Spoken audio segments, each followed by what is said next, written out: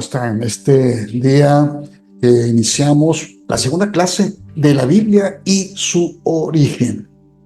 Yo espero que hayan reflexionado en el estudio que hicimos la clase anterior, la primera clase.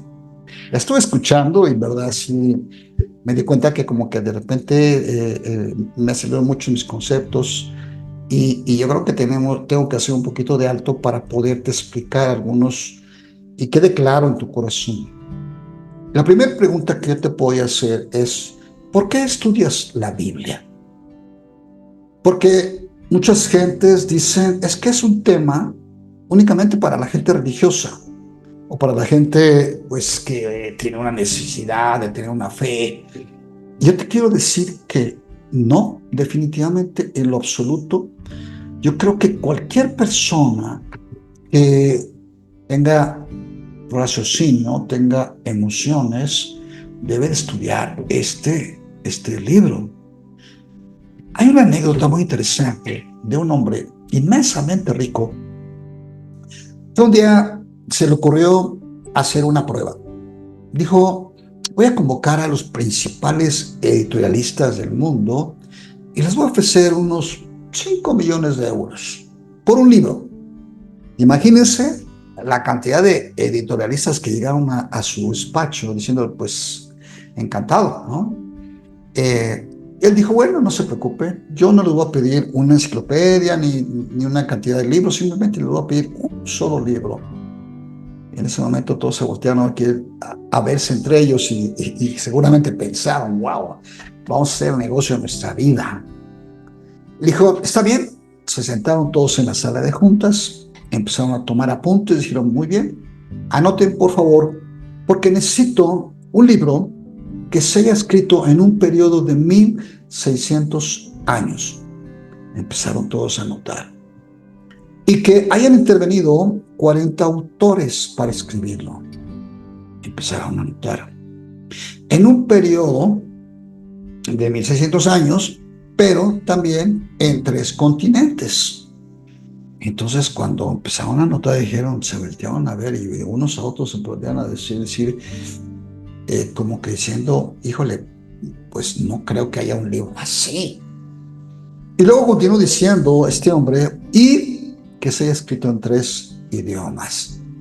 Y por último, que los 40 autores hayan vivido en diferentes épocas y que haya una variedad de oficios en ellos. Y uno se preguntó, ¿cómo oficios? Sí, puede haber un rey, pero también puede haber un médico, o también puede haber un pescador, o puede haber un agricultor. En ese momento todos empezaron así como que a ver, empezaron a checar a ver si había alguien que estaba haciendo, yo lo tengo. Se pararon muy nerviosos y dijeron, bueno, pues vamos a ir a nuestra base de datos y estudiar esto. Al cabo de unos meses, cuando fueron convocados de nuevo, llegaron a aquel salón, todos venían con una cara muy, muy triste. Y uno de ellos se levantó y le dijo, disculpe, en verdad no existe un libro como el que usted nos está pidiendo. Aquel hombre sonrió y de repente dijo, pues, déjenme ayudarles. Fue a su biblioteca y sacó este precioso libro. Él le dijo, aquí está.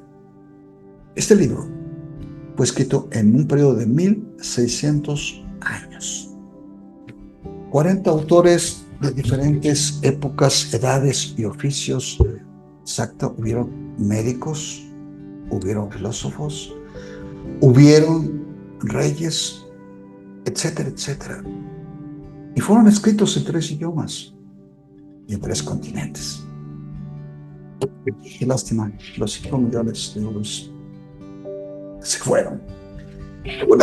Una interesantísima anécdota. Por eso es que es importante, tú que me estás escuchando, tal vez tú no seas un creyente, pero créeme lo que este libro es un libro sobrenatural, porque es un libro que hace 500 años la gente lo leía y funcionaba. Es un libro que hace 200 años la gente lo leía y les era útil. Hoy en día se lee, y seguramente cuando pasen otros 500 años o 100 años, si Dios lo permite, va a ser vigente. es sobrenatural. Tú ponte a leer un libro que se escribió hace 500 años y pues sí vas a entender un poquito la contextualización de la historia, de qué lugar, pero ya no vas a poder contextualizarlo al actual. Pues bien, en esta segunda clase, la primera clase empezamos a estudiar el lenguaje, porque es importante entender exactamente cómo se escribió este libro precioso en los tres lenguajes que ya expliqué en la clase pasada, que de esos lenguajes también había otros dialectos dentro del mismo lenguaje, como el hebreo, el palhebreo, ¿sí? En el arameo y en el griego, los diferentes tipos de griego, el ptolomaico, el jónico, etcétera, etcétera. Hoy vamos a hacer un pequeño tour sobre lo que es el lenguaje jafético, de Jafet. ¿Se acuerdan que hablamos de los tres hijos de Sem, Cam y Jafet? Ahí en la escritura lo podemos leer en Génesis capítulo 7, cuando habla exactamente en el momento en que salen del diluvio, que las aguas ya bajan y el arca se puede posar. En el capítulo 7, el versículo 13, dice: en este mismo día entraron Noé y Sem, Cam y Jafet, hijos de Noé, y la mujer de Noé y sus tres esposas y los hijos en el arca. Bueno, aquí estoy leyendo antes, perdón, no después de que habían bajado las aguas, sino antes que entraron al arca. Y obviamente, si tú lees más adelante, vas a ver que prevalecieron, se salvaron de ese diluvio. Jafet, el hijo Sem, Cam y Jafet, fíjate, es el más pequeño. En el hebreo, Jafet significa Jefet. En el griego es Laphetus, que significa expandir. ¿Qué nombre tan específico? Esto lo podemos ver en Génesis capítulo 9 del 26 y 27. La palabra expandir, ahí te das cuenta que qué maravilloso es entender cuando se escribe esto, porque su significado de su nombre Jafet, expandir, significa que fue el más próspero en crecer las regiones donde se fue. De hecho, hoy en día, las lenguas jaféticas cubren el 80% de los idiomas en el mundo. ¿Sí? ¿Oíste bien? El 80% de los idiomas en el mundo. Fíjate, qué interesante. Entonces, cuando hablamos de Jafet, pues vamos a hablar inclusive de las lenguas de América. Fíjate, Jafet tuvo siete hijos. Es interesante cuando hablemos en la Biblia, los números tienen una parte muy significativa. Y no estoy hablando de coger los números como si fuera una práctica esotérica, no. La numerología en la Biblia también tiene su significado. El número 7 es el número de completez, así como el número 40 es el número de prueba, ¿sí? El número 9 es el número de prosperidad. Por eso tenemos 9 meses de gestación en los humanos, etcétera, etcétera. No voy a meter un poquito en eso porque más adelante quiero enseñar sobre eso. Los 7 hijos de Jafet fueron Gomer, Magog,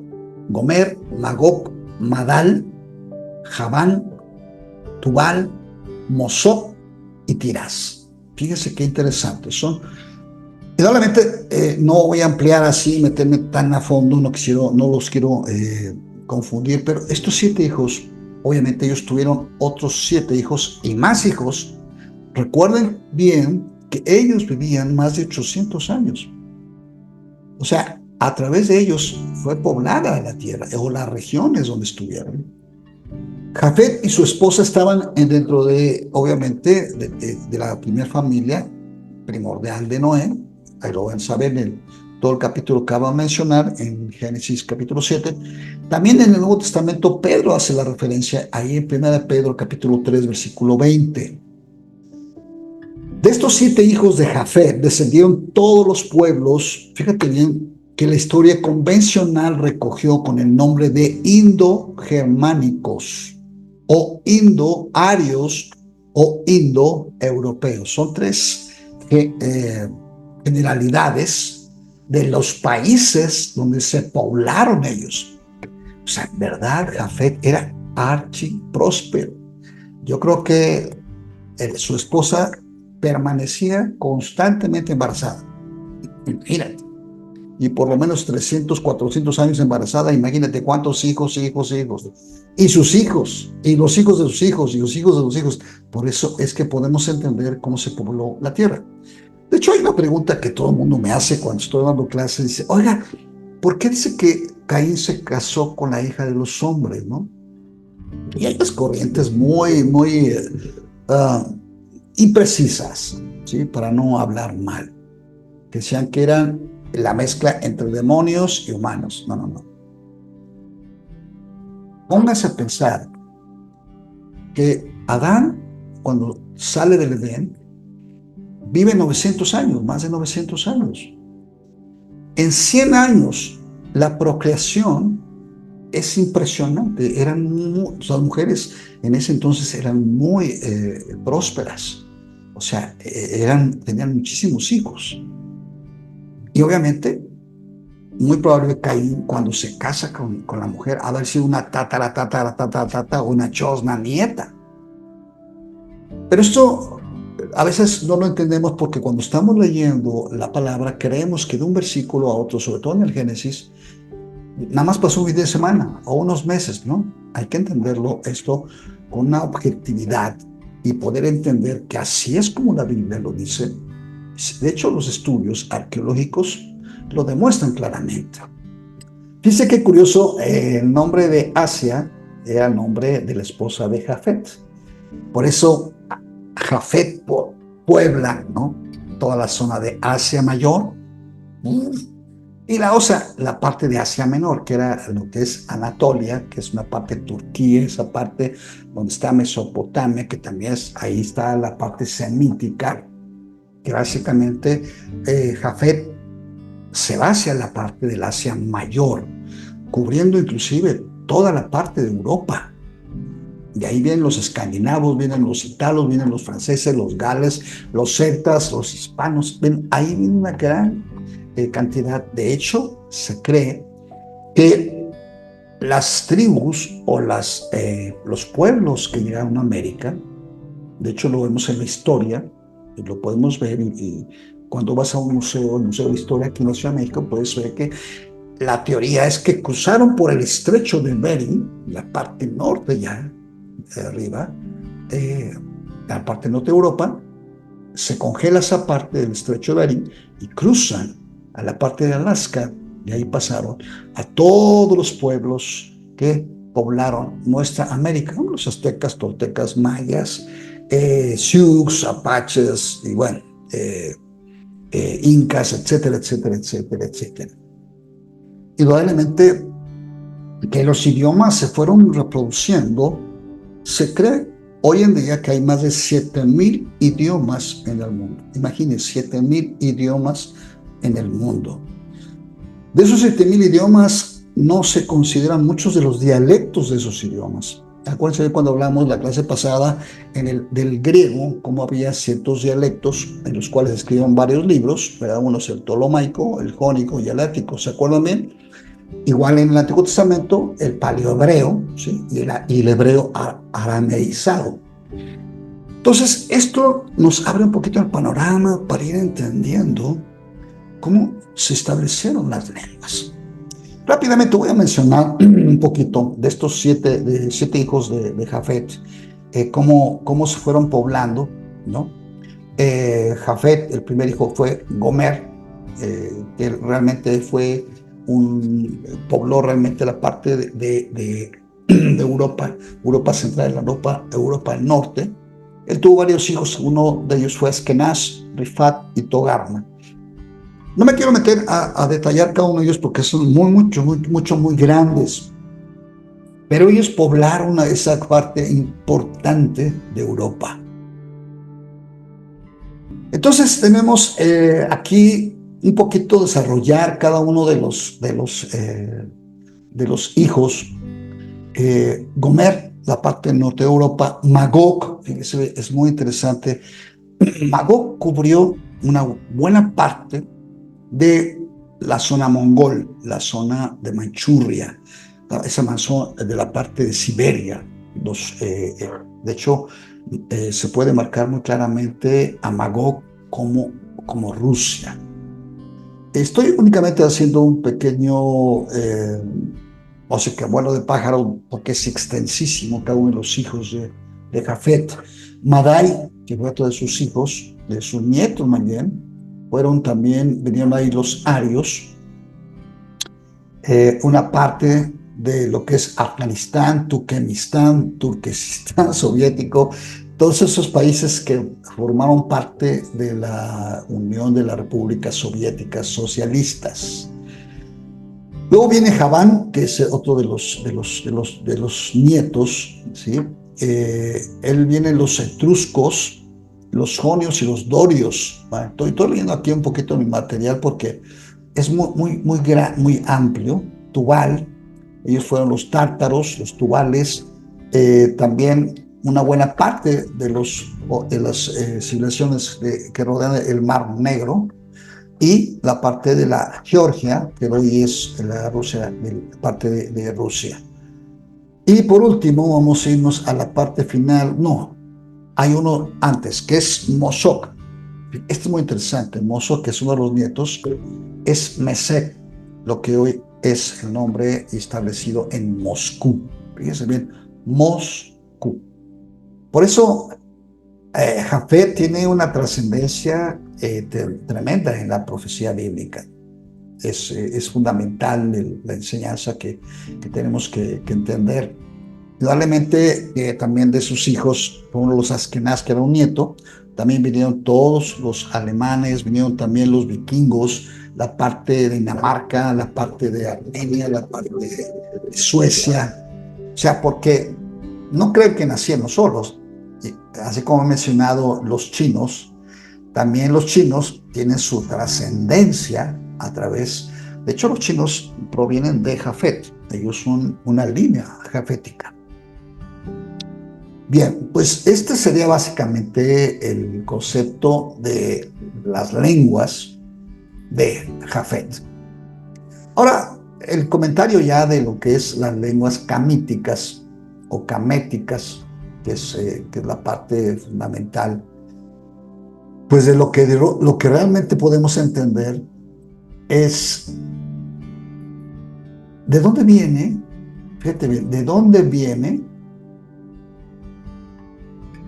las lenguas caméticas. Las lenguas caméticas o de Cam son lenguas que se asentaron en África fundamentalmente. La África, ahí está asentado casi 2000. De hecho, el estudio que se ha hecho actualmente son más de 2000 idiomas en África.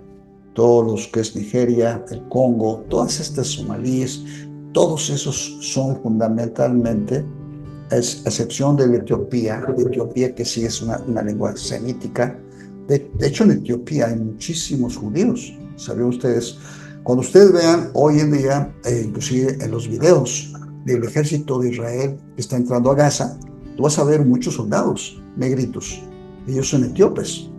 Ellos provienen de una línea, se cree, ¿sí? Se dice, pero obviamente no está demostrado, que cuando la reina de Saba vino a consultar al rey Salomón, hubo una mezcla ahí. Eso es lo que. Y es muy probable, porque el ADN de estos etíopes es de judíos. Entonces ahí tenemos una excepción en la parte, pero todas las lenguas de África provienen de las lenguas camíticas. Ahí sí. O sea, no vas a encontrar una lengua, un idioma camítico que esté en Europa o en Australia o en otra parte, fundamentalmente. Ahora van a ir a Australia. Bueno, Australia fue poblado por Inglaterra, por muchos de los expresos. Tuve la historia de Inglaterra y obviamente hay aborígenes también, pero todos ellos se esparcieron a través, inclusive hay estudios donde navegaban muchos de los vikingos, hacían travesías ya en mar abierto. Entonces, todo esto nos ayuda mucho a ir entendiendo en estas tres líneas de la lengua, de cómo después del pecado que tuvieron en el Edén, y cuando sale Adán y Eva, todavía hablaban el lenguaje edénico de Dios, hasta el diluvio. Hasta allá había una sola lengua, muy corrompida, porque ya se había contaminado con el pecado, pero en la Torre de Babel el Señor nos dispersa.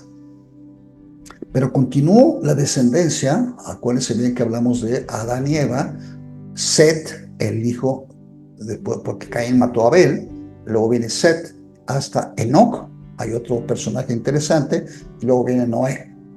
Y de Noé, de ahí viene la línea de tres hijos, Sem, Cam y Jafet, pero la línea de la divina de Dios viene a través de Sem, la lengua semítica, hasta el hebreo, que es el lenguaje del pueblo de Dios.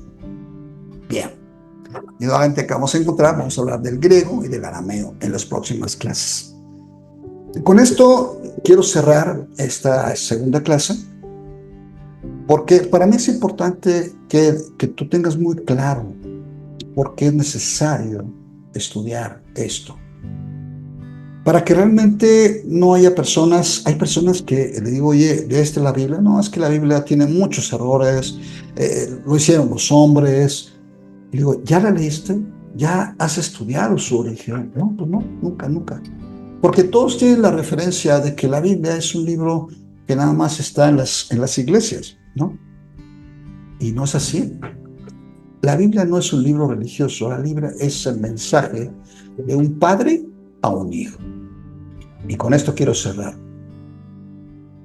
Es muy claro lo que voy a decir.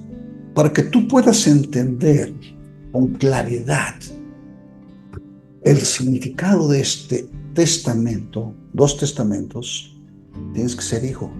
Si no, no lo vas a poder entender. Porque imagínate que te citaran un día y te dijeran, vamos a leer el testamento, y dijeran el nombre de otra persona que no es tu papá.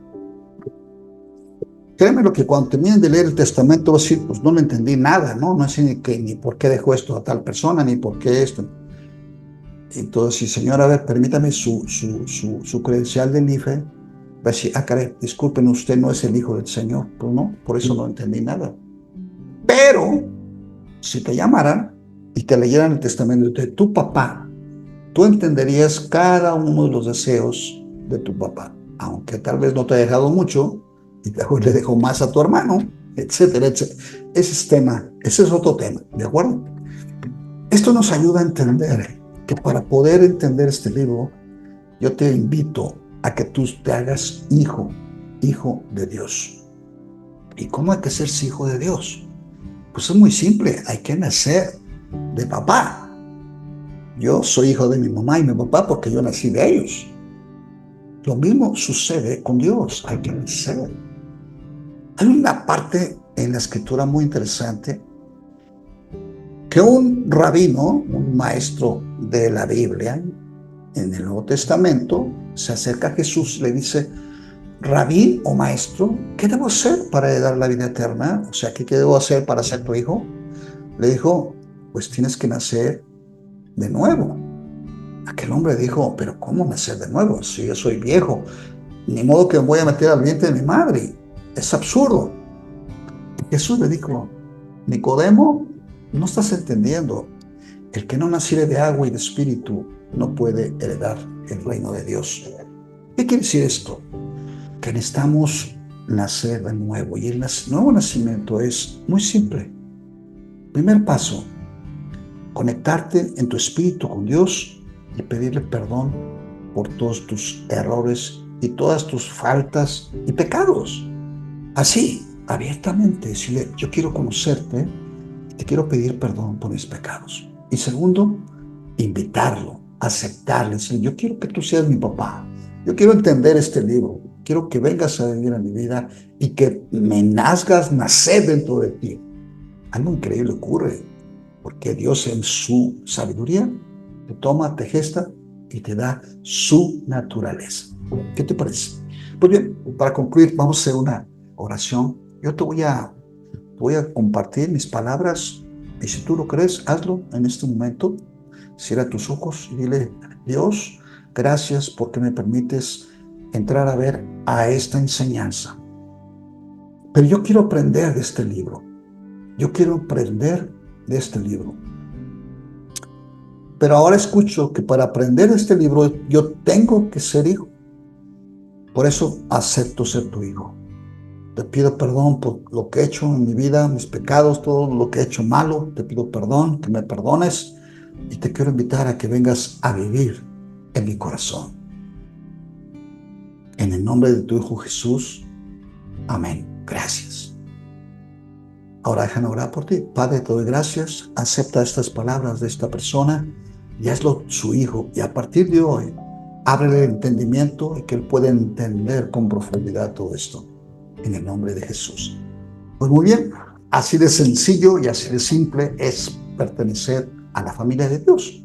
Ahora puedes abrir el libro y indudablemente que te voy a ayudar a que puedas ir aprendiendo cada vez que tengamos una clase. Bueno, pues hemos concluido la clase. Nos vemos la próxima clase.